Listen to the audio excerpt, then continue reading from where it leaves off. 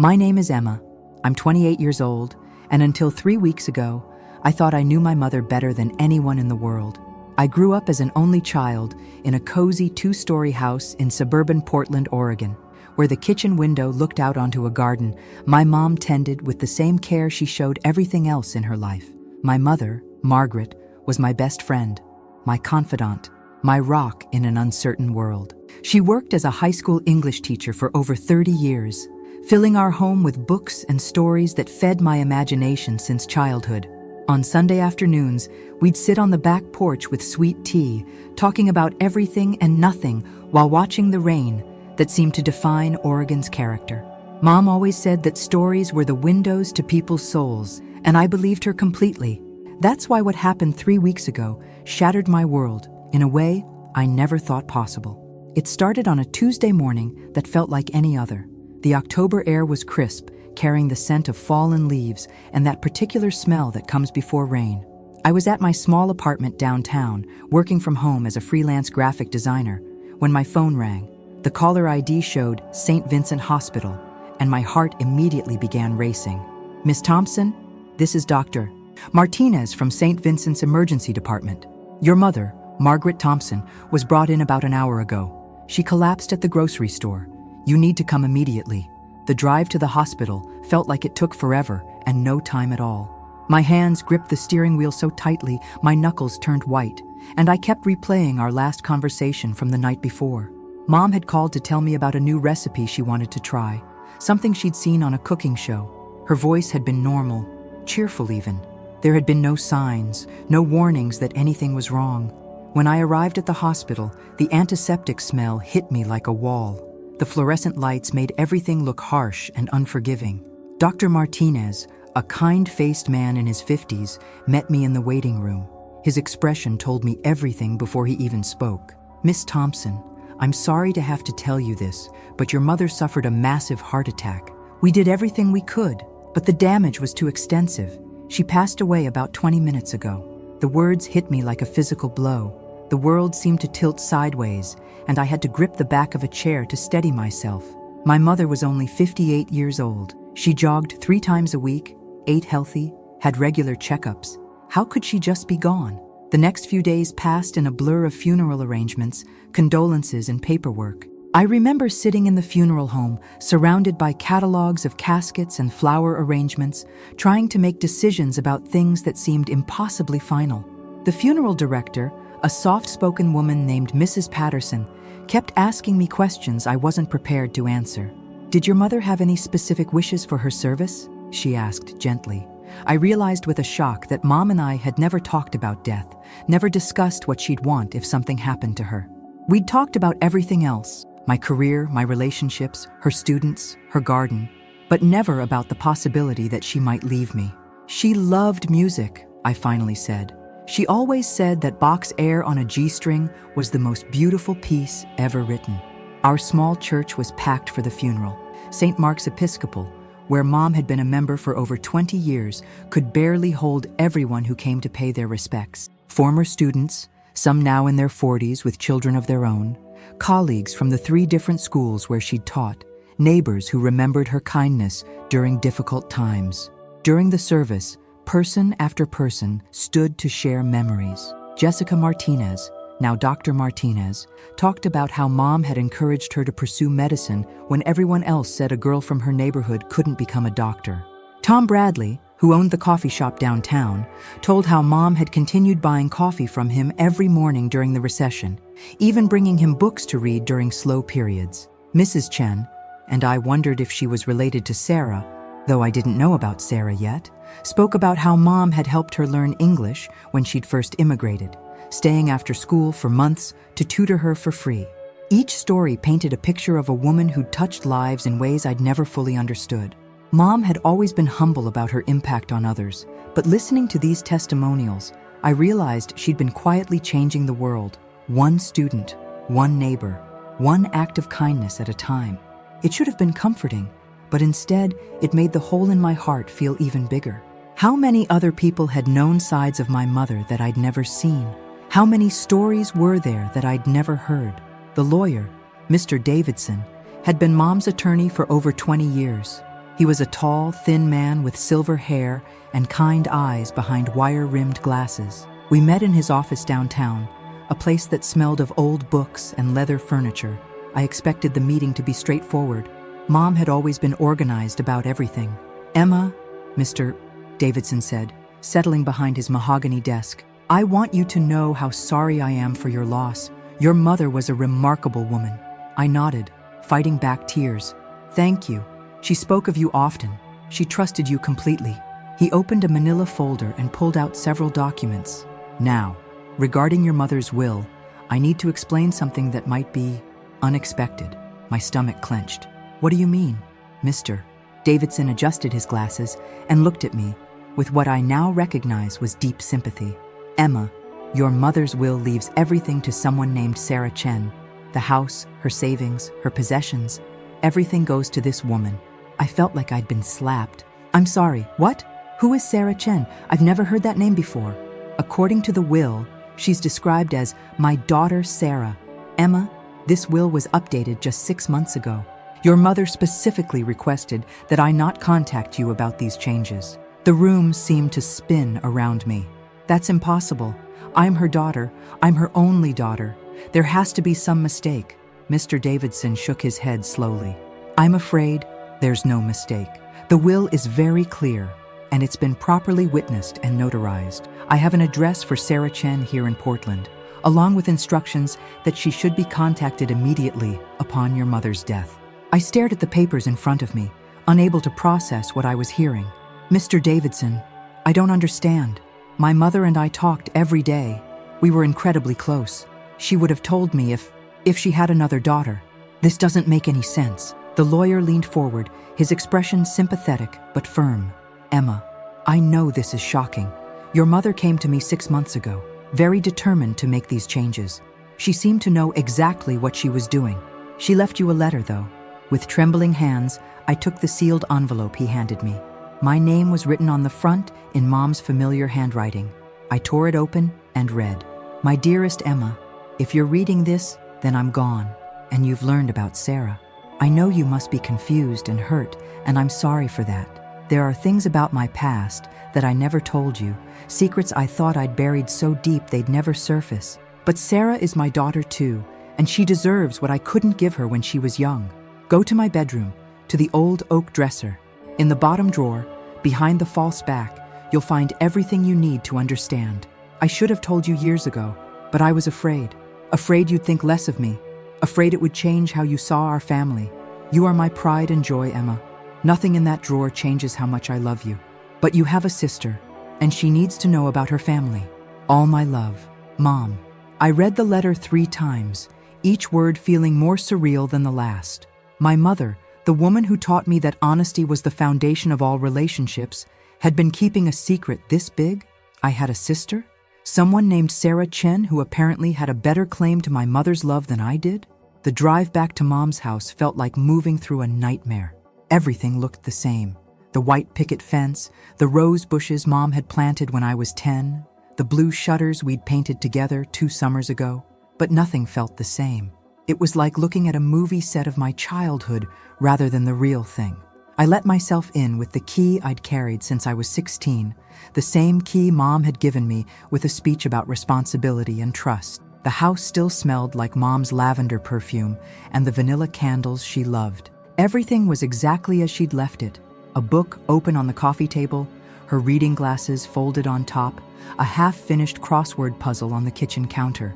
Family photos lined the mantel above the fireplace, pictures of Mom and me at various ages, vacation snapshots from our trip to Yellowstone when I was 14, my high school graduation where she'd cried harder than I did. There was the photo from my college graduation where she'd insisted on taking at least 50 pictures because she was just so proud. Another showed us at Christmas last year, both of us wearing the ridiculous matching sweaters she'd bought as a joke that somehow became a tradition. But as I looked at these photos with new eyes, I noticed something I'd never paid attention to before. In every single picture, it was just Mom and me. No other family members, no close friends, no romantic partners. For a woman who'd lived 58 years, her documented life seemed remarkably small and contained. I walked through the house slowly, seeing it differently now that it would never again be filled with Mom's laughter or her off-key humming while she cooked. The kitchen where she'd taught me to make her famous chocolate chip cookies, always insisting that the secret ingredient was a little extra love. The living room where we'd watched countless movies together, where she'd helped me with homework and listened to me complain about teenage problems that seemed so trivial now. In Mom's bedroom, I stood in front of the oak dresser that had belonged to my grandmother. It was a piece Mom treasured, with intricate carvings and brass handles that had been polished to a warm glow. I'd helped her move it into this room when I was 12, complaining about how heavy it was while she supervised and worried aloud about scratching the hardwood floors. The dresser held so many memories. I remembered being 7 years old, sitting on Mom's bed and watching her get ready for parent-teacher conferences, carefully choosing jewelry from the top drawer. I remembered helping her organize the contents when we'd moved into this house, folding her sweaters and arranging her scarves with the meticulous care she'd taught me. The bottom drawer stuck slightly, just as it always had. Mom used to joke that the drawer was temperamental, requiring just the right touch to open smoothly. Inside were Mom's winter sweaters, neatly folded and smelling of cedar sachets. I recognized each one: the blue cable knit she'd worn every Christmas morning, the red cardigan that was her favorite for autumn, the cream-colored pullover I'd given her for her birthday 3 years ago. But when I pressed on the back panel, just as the letter instructed, I felt it give way with a soft click. Behind it was a space I'd never known existed, hidden perfectly behind what appeared to be the solid back of the drawer. The secret compartment contained a shoebox that looked like it had been there for decades, its corners worn and the lid slightly warped with age. My hands shook as I lifted the box out. It was heavier than I expected, and when I opened it, I found my life had been built on a foundation of lies.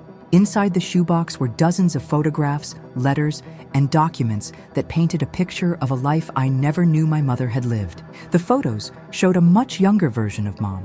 She couldn't have been more than 19 or 20, holding a baby with dark hair and serious eyes. But what made my breath catch was that she wasn't alone in these pictures. There was a man I'd never seen before, Asian, with kind eyes and a gentle smile.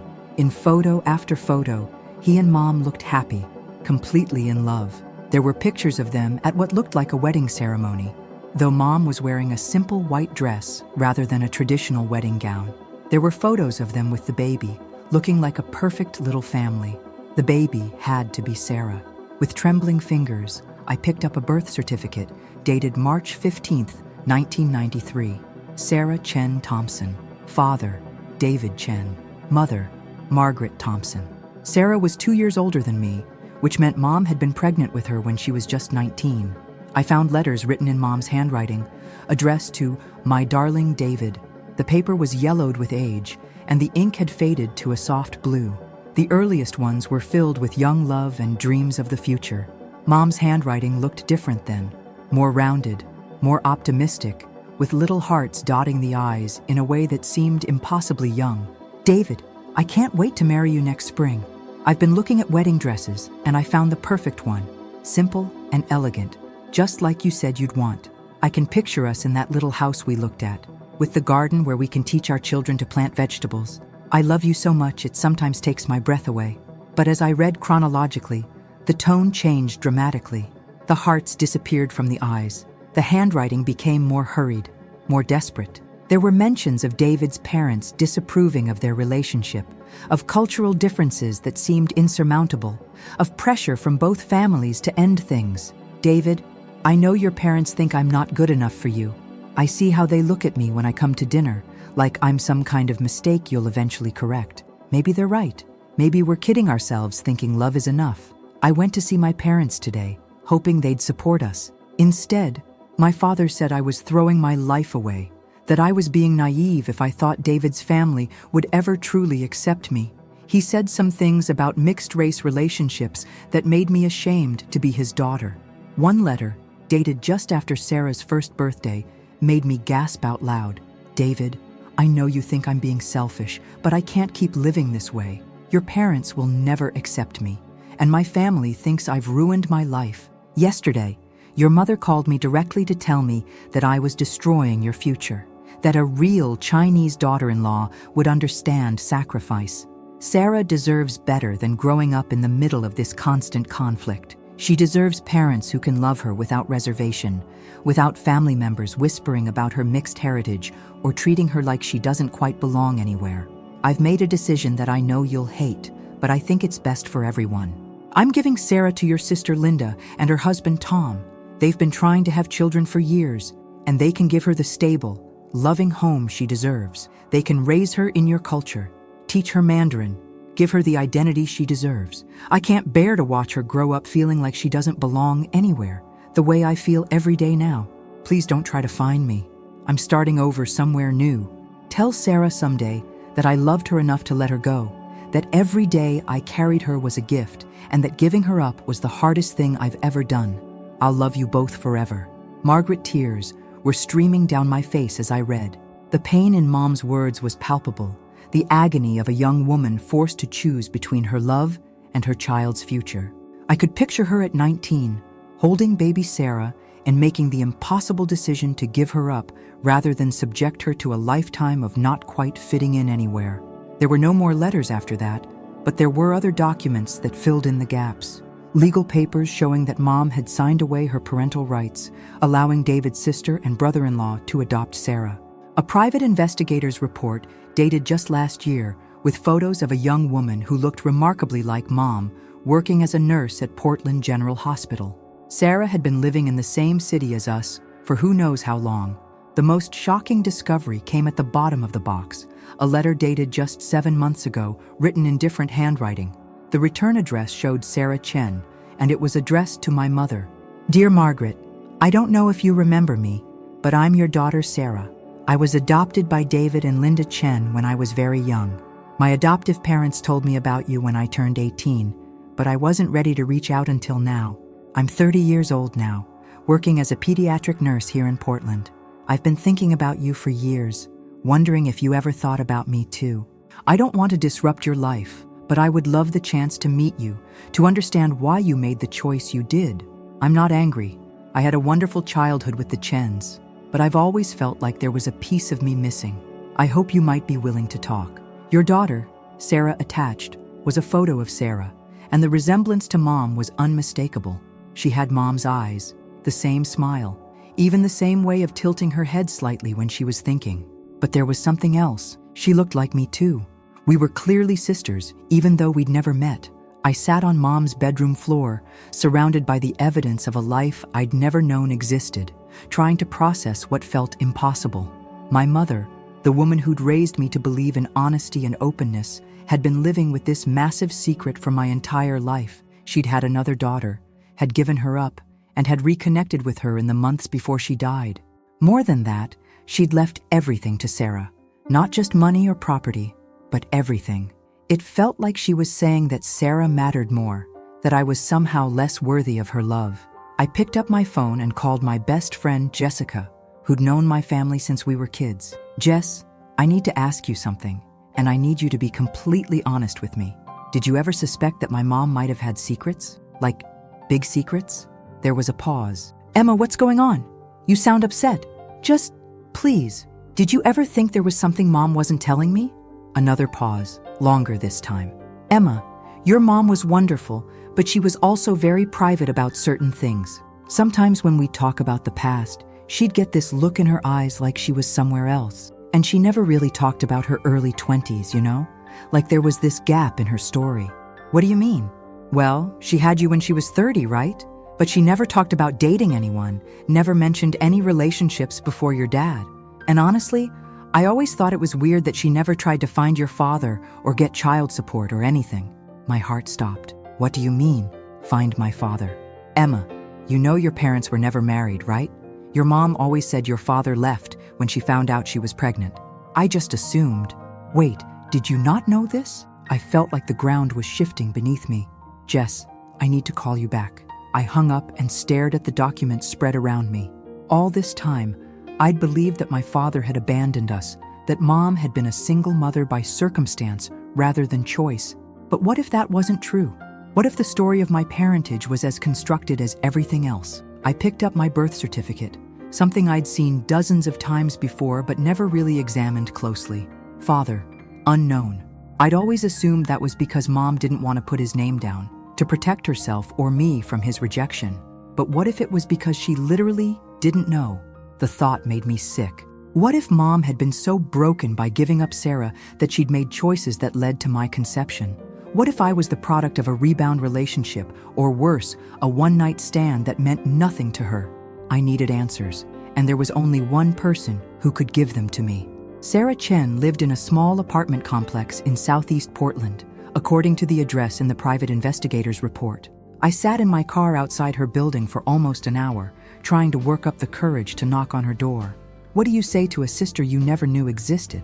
How do you explain that you're not angry about the inheritance, but you're devastated by the lies? The building was modest but well-maintained, with a small garden in front and bikes chained to the stairwell. I found apartment 2B and stood outside the door for another 10 minutes before finally knocking.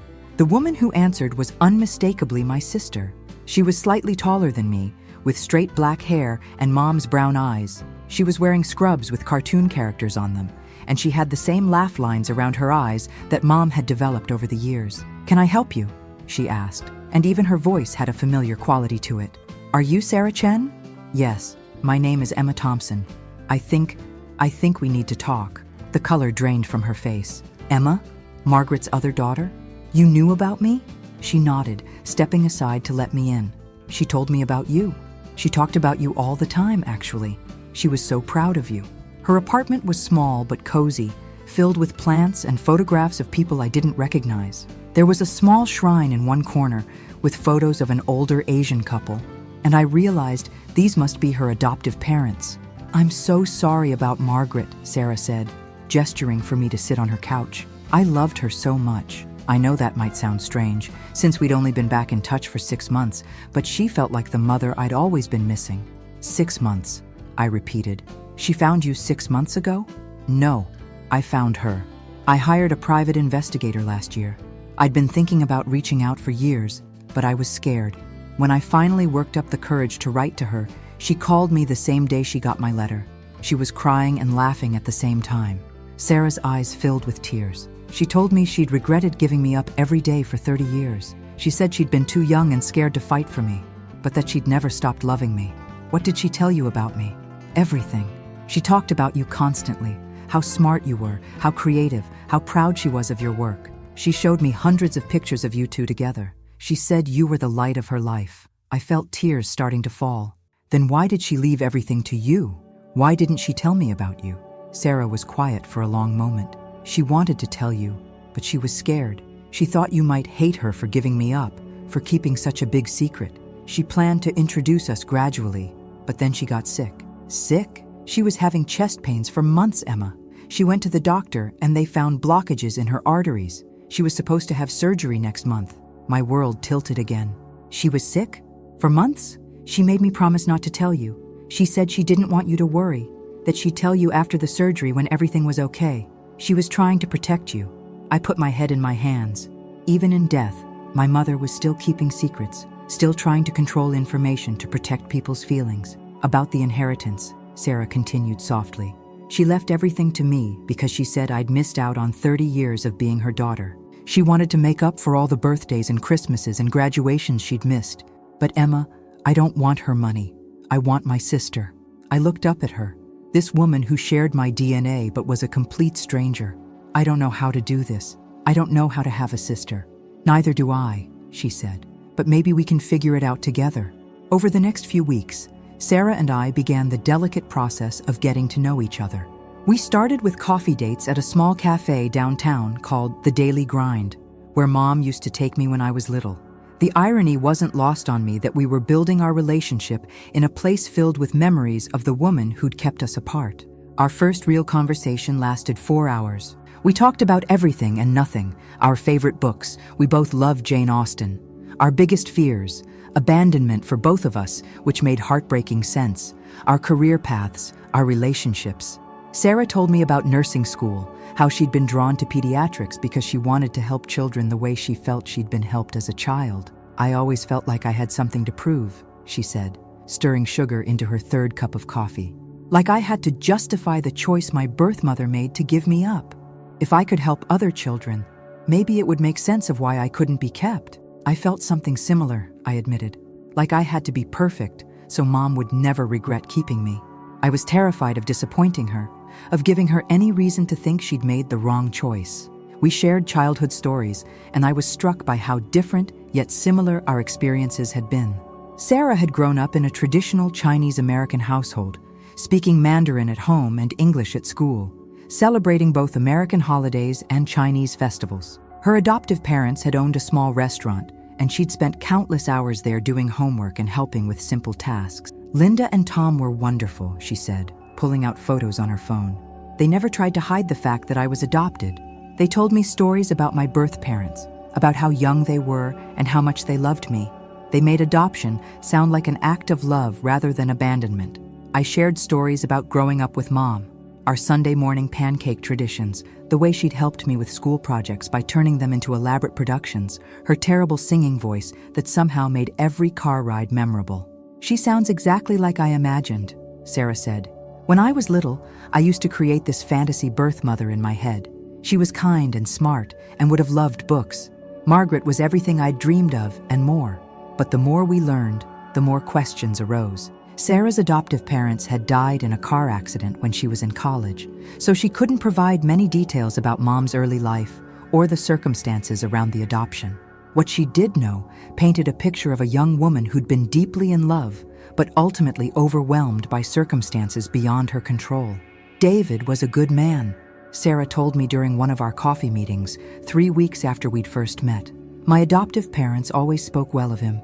He was in medical school when he met Margaret, and his parents wanted him to marry within their culture. They weren't necessarily racist, but they were traditional and worried about the challenges their grandchildren would face in a mixed-race family. What happened to him? He became a doctor, moved to California. He sent me a letter on my 18th birthday, explaining everything. He said he'd wanted to fight for Margaret and me, but his family threatened to disown him and cut off his funding for medical school. He was young and scared, and he made the wrong choice. Do you have any contact with him now? Sarah shook her head. He died in a car accident about 5 years ago, but he'd been trying to find Margaret for years. He never got over losing her. The more I learned about Mom's first relationship, the more I understood the weight she'd been carrying. She'd been barely 19, in love with a man whose family would never accept her, facing pressure from her own family to end the relationship. When she'd found herself pregnant, she'd been caught between her love for David and her love for their child. I think she blamed herself for everything, Sarah said.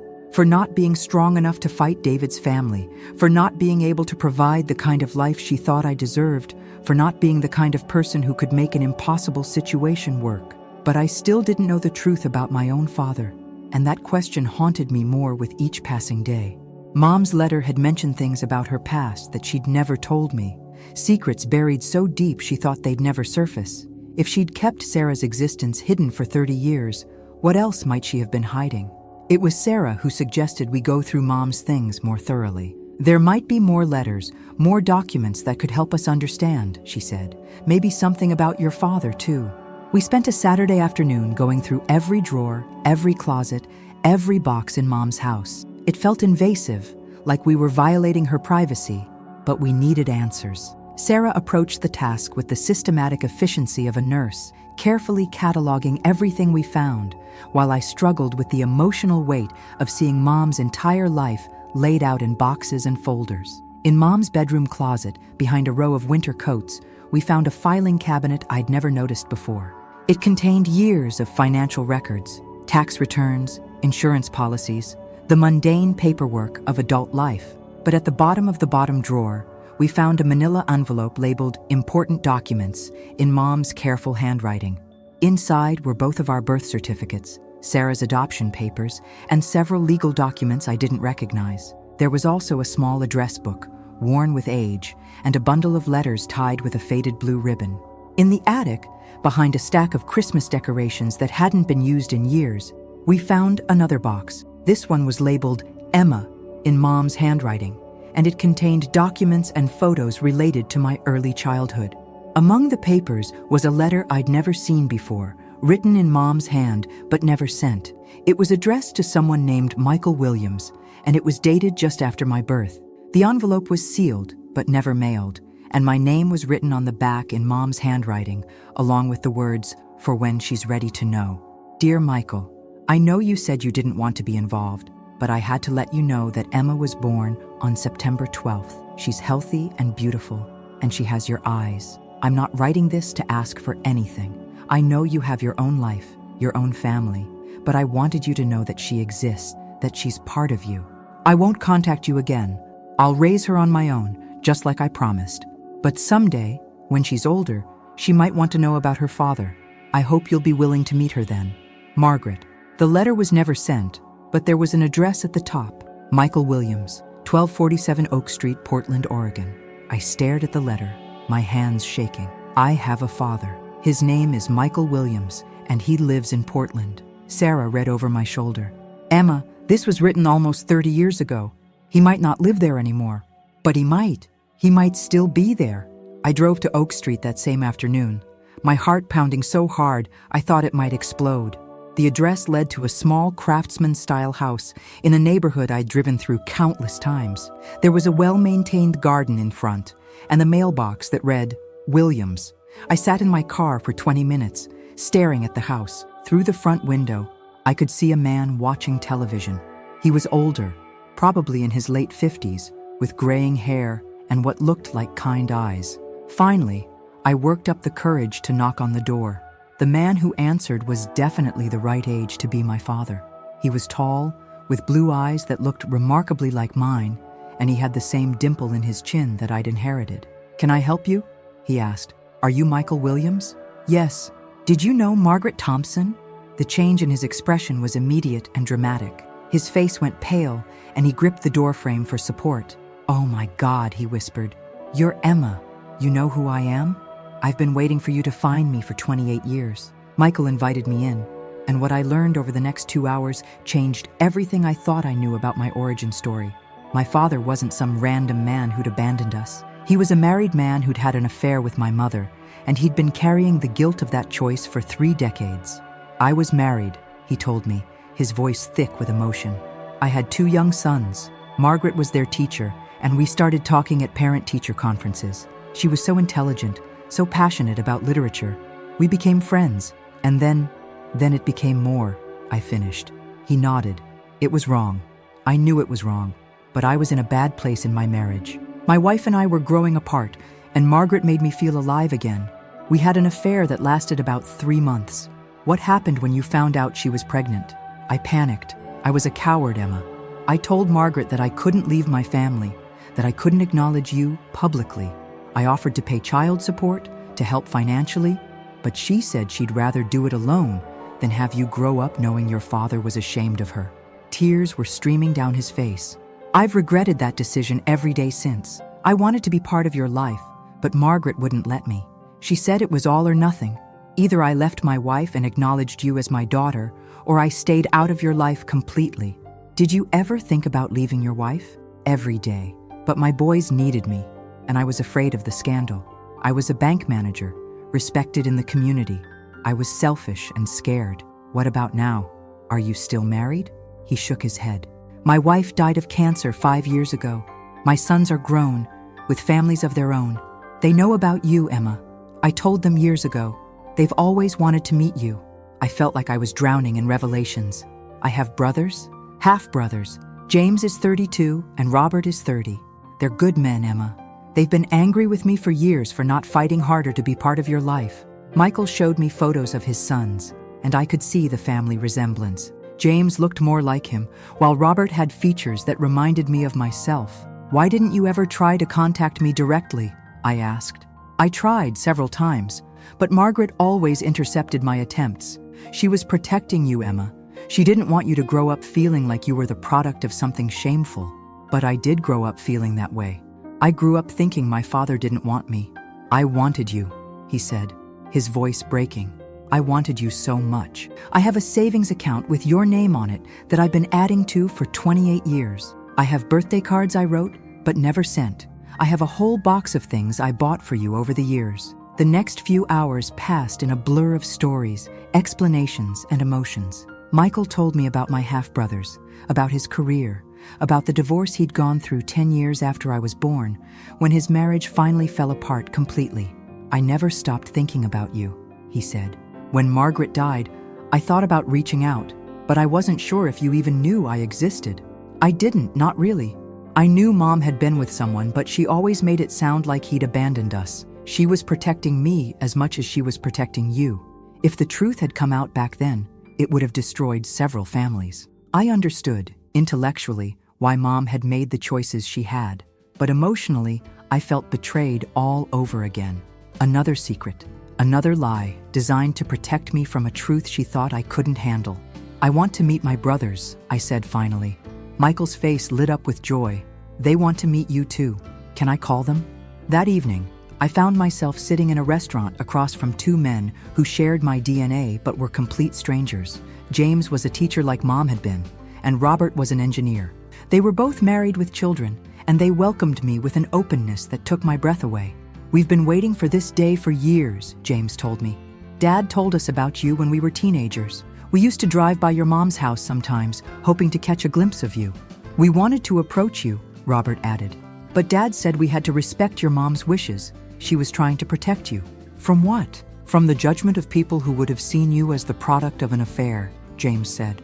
"It wasn't fair to you, but it was a different time. People were less understanding about these things." As we talked, I realized that these men had been carrying the weight of my absence in their lives, just as I'd been carrying the weight of not knowing my father. We were all victims of secrets that had been kept to protect us. "What now?" I asked. "Now we get to know each other," Robert said. "Now we get to be the family we should have been all along." When I got home that night, I called Sarah to tell her what I'd learned. "Emma, that's incredible. You have a father and brothers." "I know. It's overwhelming. Are you okay?" I thought about the question. I'm angry and grateful and confused all at the same time. I understand why Mom made the choices she did, but I wish she'd trusted me enough to tell me the truth. She was human, Emma. She made mistakes.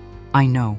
But I spent my whole life feeling like I was somehow not enough, like there was something wrong with me because my father didn't want me.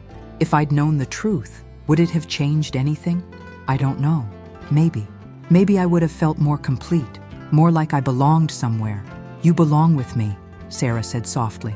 "You belong with your father and your brothers. You belong with everyone who loves you."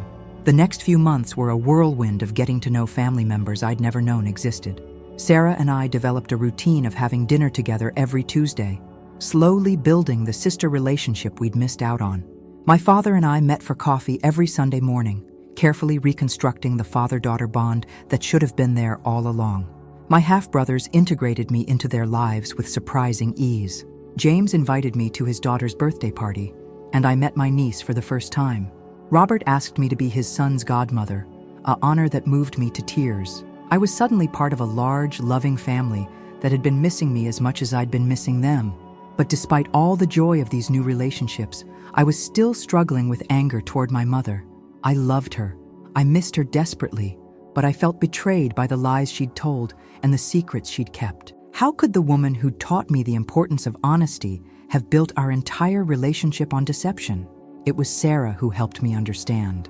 "I've been thinking about Margaret's choices," she said during one of our Tuesday dinners. "She was 19 when she had me, barely more than a child herself. She'd fallen in love with a man whose family rejected her, and she made the impossible choice to give me up because she thought it was best for me.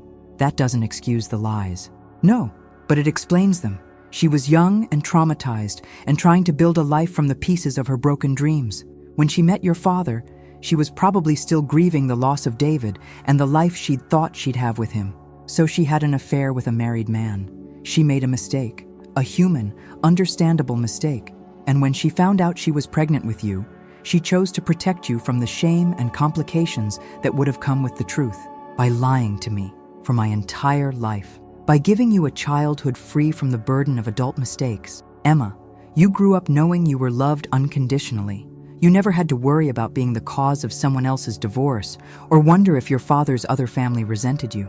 You got to be a child." I sat with Sarah's words for a long time. She was right, of course. Mom's lies had been motivated by love, not malice. She'd been trying to protect me from pain, even if her methods hadn't been perfect. I found something else in Mom's things, I told Sarah. Another letter, one she never sent. I'd discovered it the week before, tucked inside one of Mom's books. It was addressed to me, dated just 2 months before she died. My dearest Emma, I'm writing this knowing I may never have the courage to give it to you, but I need to put these words somewhere. I've been carrying so many secrets for so long, and the weight of them is crushing me. You have a sister named Sarah. She's beautiful and kind, and everything I hoped she'd grow up to be. I gave her up when she was a baby because I was young and scared, and thought I was doing the right thing. I've regretted that decision every day since. You also have a father who loves you. His name is Michael Williams, and he's wanted to be part of your life since the day you were born. I kept him away because I was angry and hurt and thought I was protecting you from the mess I'd made of my life. I know you'll be angry with me when you learn the truth. I know you'll feel betrayed, and you'll have every right to. But I need you to know that every choice I made was motivated by love. I may have been wrong, but I was never malicious. You are the best thing I ever did, Emma. You are my proudest achievement, my greatest joy, my most perfect creation. Nothing I kept from you changes how much I love you. I hope someday you'll forgive me. All my love, Mom. Reading that letter broke my heart and healed it at the same time. Mom had known her secrets would hurt me, but she'd been too afraid to tell me the truth while she was alive. She'd been carrying the weight of her choices for 30 years, and it had been eating away at her. She was planning to tell you, Sarah said after I read the letter aloud. She was just waiting for the right time. There's never a right time for something like this. Maybe not, but she was trying to find one. The breakthrough came when I was going through Mom's jewelry box, looking for something to wear to a family dinner with my father and brothers. At the bottom of the box, underneath her wedding ring, from a marriage that had never actually happened, I found a small key. The key fit a lock on a desk drawer in Mom's bedroom that I'd never seen opened. Inside was a journal, leather-bound and worn, filled with entries dating back to when she was 18 years old. Reading Mom's journal was like getting to know her as a person rather than just as my mother. The entries revealed a young woman who'd been idealistic and passionate, who'd fallen desperately in love with David Chen, and had been devastated when their relationship ended. March 20th, 1994. I held Sarah today for what I know will be the last time. She's so perfect, so innocent. She has David's eyes and my stubborn chin. I keep telling myself I'm doing the right thing, that Linda and Thomas will give her everything I can't, but my heart is breaking into a million pieces. David's sister promised to send me photos, to let me know how she's doing. But I think it's better if I disappear completely. Sarah deserves parents who can love her without reservation, without the shadow of family disapproval hanging over everything. I'm moving to Portland tomorrow. I need to start over somewhere. No one knows my story. April 15th, 1996. I met someone today. His name is Michael, and he has the kindest eyes I've ever seen. He's married, which should be a red flag, but I'm so lonely. It's been 2 years since I gave up Sarah, and I feel like I'm drowning in my own grief. I know this is wrong. I know I'm setting myself up for more heartbreak, but when he looks at me, I feel human again. September 1st, 1996. I'm pregnant. Michael doesn't know yet, and I'm terrified to tell him. Part of me is thrilled. Maybe this is my chance to be the mother I couldn't be to Sarah, but part of me is terrified that I'll fail this child too. October 10th, 1996. I told Michael about the baby today. He offered to leave his wife, but I could see the fear in his eyes. He has 2 little boys who need their father. I won't be responsible for destroying another family. I told him it would be better if he stayed away. I can raise this child alone. I did it once before, in a way. September 12th, 1997. Emma was born today. She's perfect. 10 fingers, 10 toes, and Michael's beautiful blue eyes. When I held her for the first time, I made a promise that I would never let anything hurt her the way I was hurt. I will protect her from the mistakes I made. She will never know the pain of feeling unwanted. She will never know the shame of being the product of an affair. She will be loved completely and unconditionally. The journal entries continued through my childhood, documenting Mom's struggles as a single parent, her determination to give me everything she felt she couldn't give Sarah, and her constant battle with guilt over the choices she'd made. June 15th, 2010. Emma graduated from high school today. She gave a speech about the importance of honesty and integrity, and I wanted to disappear into the floor. How can I have raised such an honest, good person when my entire life is built on lies? She talks about wanting to find her father someday, and it breaks my heart. Michael sends me letters occasionally, asking about her. He wants to be part of her life, but I'm too afraid of what the truth would do to her. Maybe I'm not protecting her. Maybe I'm protecting myself.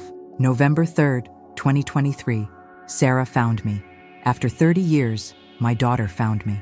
She's beautiful and successful, and everything I dreamed she'd become.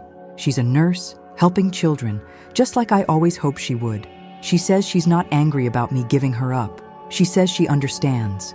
But I can see the questions in her eyes. Why did I never try to contact her? Why did I disappear so completely? I want to tell Emma about her, but how do I explain that I kept her sister a secret for her entire life? How do I tell her that everything she believes about our family is a lie? February 18th, 2024. The doctor says I need surgery. My heart is failing, just like the rest of me. I'm not ready to die with so many secrets. Sarah wants to meet Emma, and I want them to know each other. They're both such wonderful women.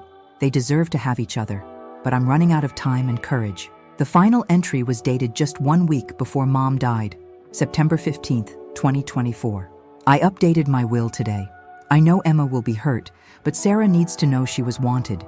She needs to know that giving her up was the hardest thing I ever did, not something I did lightly.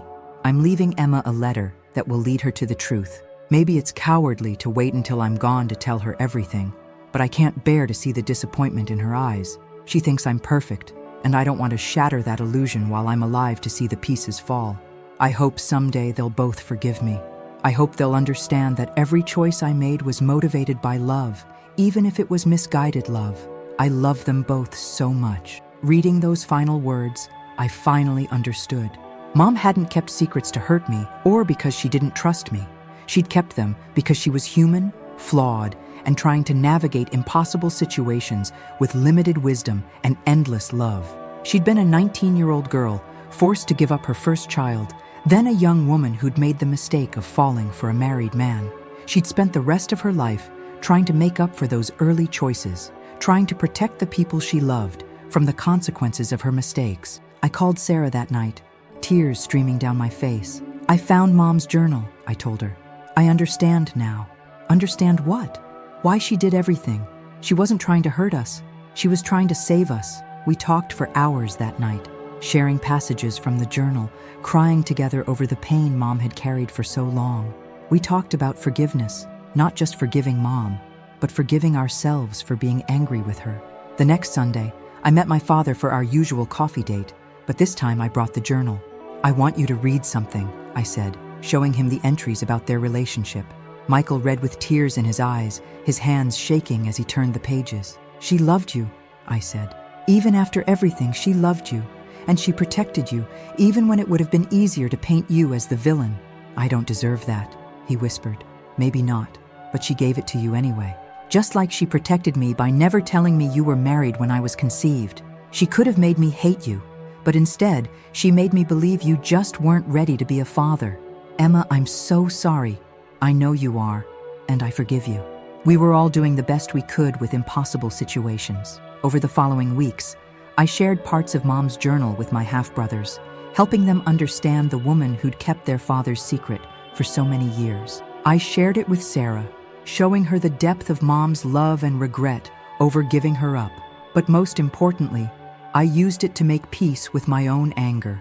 Mom had been far from perfect. She'd made mistakes, kept secrets, and built relationships on foundations that weren't entirely honest. But she'd also been a young woman dealing with impossible circumstances, trying to protect the people she loved from pain. She'd given up her first daughter to give her a better life. She'd hidden my father's identity to protect me from shame. She'd kept Sarah's existence secret to avoid complicating my childhood. Every choice had been motivated by love, even if the execution had been flawed. The real revelation wasn't in the secrets she'd kept, but in the love that had motivated them. 3 months after Mom's death, Sarah and I decided to have a memorial service, not the formal funeral we'd already held, but a celebration of the woman we'd both loved and lost. We invited my father and brothers, some of Mom's former students, and a few close friends. We held it in Mom's backyard, under the oak tree, where she'd always said she felt closest to peace. Sarah brought photos of her childhood with her adoptive parents, showing Mom the life she'd lived, I brought photos of my childhood with Mom, showing Sarah the mother she'd missed. My father brought the box of things he'd collected for me over the years: birthday cards, Christmas presents, letters he'd written but never sent. My brothers brought their children, so Mom's grandchildren could hear stories about the grandmother they'd never had the chance to meet. But the most important thing we brought was forgiveness. As the sun set behind the oak tree, I stood up to speak. My mother was a keeper of secrets, I began. For most of my life, I thought that was a flaw. I thought it meant she didn't trust me, or that she was ashamed of something. I looked at Sarah, at my father, at my brothers and their families. But I understand now that her secrets weren't about shame or lack of trust.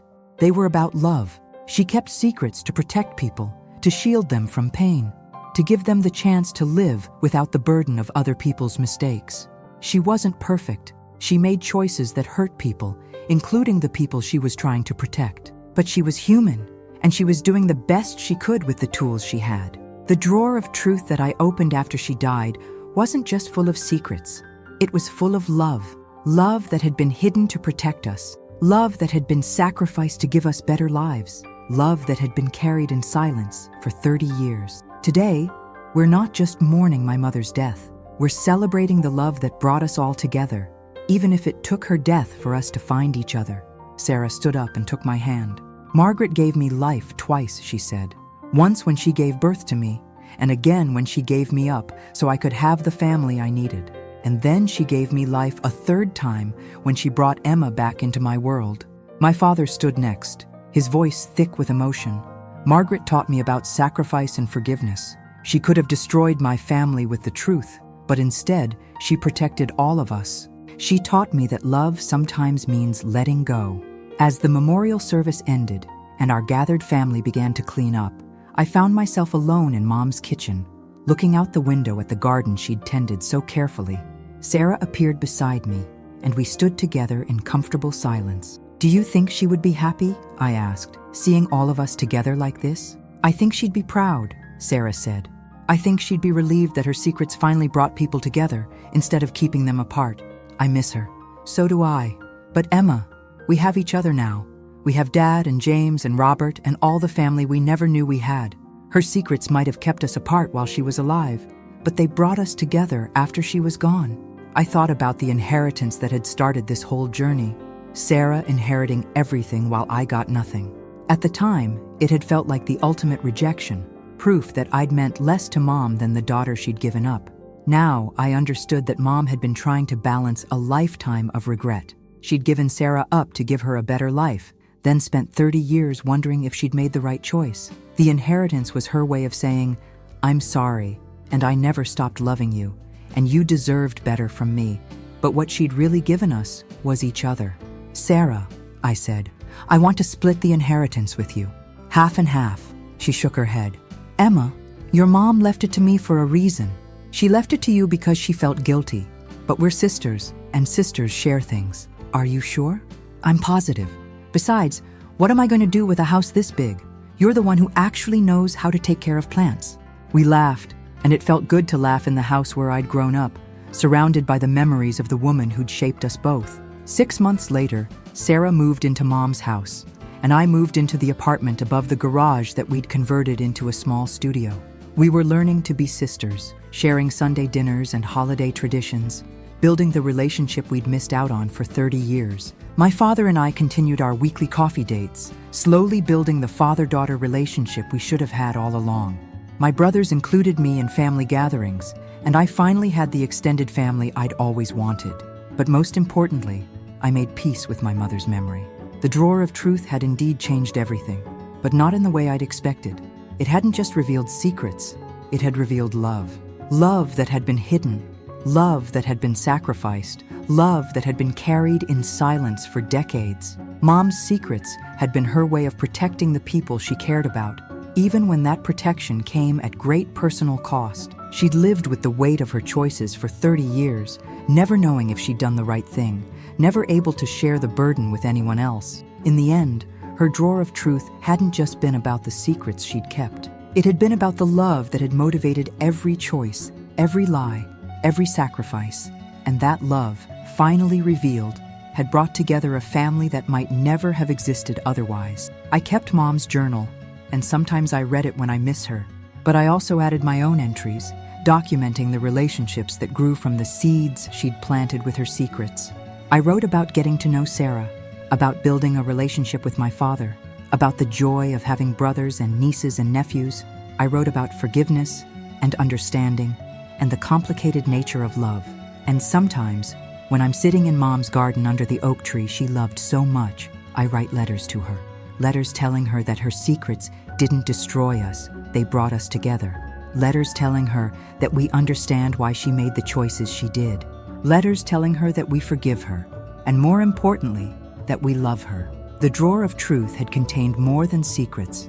It had contained the key to understanding that love isn't always perfect, but it's always worth fighting for. And sometimes, the greatest act of love is keeping a secret, even when that secret weighs on your heart for 30 years. Mom had been right about one thing. Stories really are windows to people's souls. And her story, finally told in full, revealed a soul that had been shaped by love, sacrifice, and an unshakable commitment to protecting the people she cared about most. Her drawer wasn't just full of truth, it was full of love that had been waiting 30 years to bring us home to each other.